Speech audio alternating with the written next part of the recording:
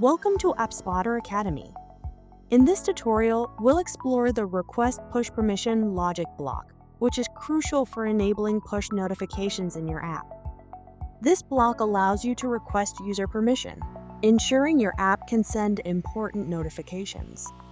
Consider a news app that sends real-time updates to its users. Using the request push permission logic block, the app can ask users for permission to send notifications, ensuring they stay informed about breaking news and important updates.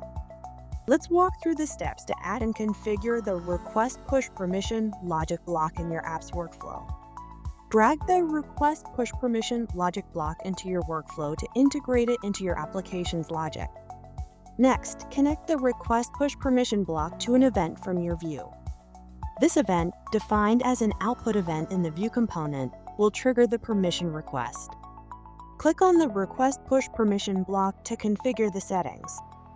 Set up toast messages for on success and on error scenarios.